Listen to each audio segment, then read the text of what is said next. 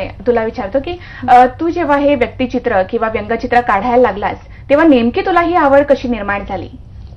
मला 3 वर्षात असल्यापासून चित्र काढण्याची आवड माझ्यात निर्माण झाली आहे. आणि अशी म्हणजे एकदा बाबांना मी चित्र काढून दाखवली. म्हणजे सुनील गावस्कर, सचिन तेंडुलकर यांसारखी मी चित्र काही वेळातच म्हणजे खूप काही चित्र काढली छोट्या छोट्या कागदांवर. तर तेव्हा बाबा माझ्या बाजूला बसलेले पेन्सिलने टोका वगैरे काढून देत होते. आणि नंतर बाबांना कळलं की मी अशी अशी चित्र काढतोय चांगली, म्हणजे चेहरे काढतोय. तर बाबांनी, आईने आणि माझा मोठा भाऊ श्रेयस दादा आणि यांनी माझं एक्झिबिशन वगैरे भरवलेलं. माझ्यासाठी खूप मेहनत केली. बाबा सतत मला पेन्सिलला डोका काढून देत असतात आणि म्हणून माझी लिंक मेंटेन राहते. कारण एक पेन्सिल तुटली तर दुसरी पेन्सिल रेडी पाहिजे ना. म्हणून सगळे, माझी आई सुद्धा मेहनत करते, माझा दादा मेहनत करतो माझ्यासाठी. माझी अनेक प्रदर्शनं सुद्धा त्यांच्यामुळे भरलेली आहेत. म्हणजे घरूनच तुला हे सगळं प्रोत्साहन मिळत गेलं. तर तू व्यक्तिचित्र सुद्धा काढतोस आणि व्यंगचित्र सुद्धा काढतोस, तर नेमकं तुला यामध्ये काय आवडतं?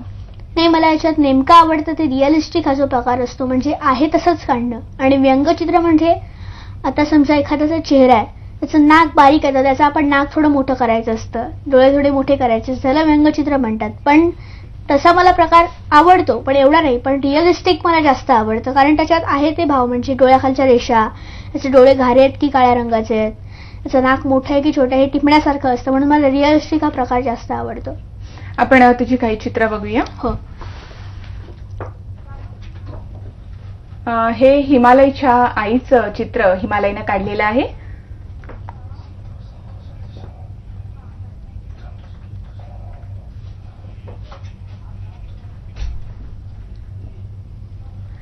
हिमालय, ही जेव्हा चित्र तू काढतोस त्यावेळेला त्या व्यक्तीच्या मधलं असं तुला काय आवडतं की ते चित्रामध्ये उतरवावं असं तुला वाटतं? नाही, आता चेहरा हा वेगवेगळ्या प्रकारचा. एखाद्या जाड्या माणसाचा चेहरा असतो, खूप बारीक माणसाचा चेहरा असतो. तर एकदम बारीक माणसाचा चेहरा असेल, त्याचे गाल थोडेसे आतमध्ये गेलेले असतात, डोळे थोडे बाहेर आलेले असतात, असे काही भाव असतात ते टिपण्यासारखे असतात. आणि जाड्या माणसाचं म्हणजे वरून चेहरा निमुळता असतो, एकदम खालून ब्रॉड असतो चेहरा, त्याचे डोळे थोडे मोठे असतात किंवा बारीक पण असतात, त्याचं नाक मोठं असतं.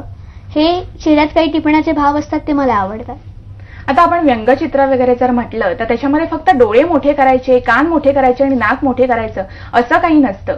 त्यामध्ये एक विशेष त्या व्यक्तीचं व्यक्तिमत्व त्यामध्ये उतरलं पाहिजे किंवा त्यातला जो विशेष एक भाव जो आहे तो त्यामध्ये उतरला पाहिजे. तर अशा वेळेला तू एखाद्या व्यक्तीला जेव्हा भेटतोस तेव्हा नेमकं त्याच्यामध्ये काय बघतोस? नाही, आता एखादी जर व्यक्ती असेल, ती खूप हसरी असेल, तर मी तसा भाव रेखाटावा असं मला वाटतं. किंवा एखादी व्यक्ती असेल, त्या चेहऱ्यावरनं मला कळतं त्याचे डोळे थोडे लाल लाल झाले आहेत, म्हणून म्हणजे यार व्यक्ती रागीट असणार.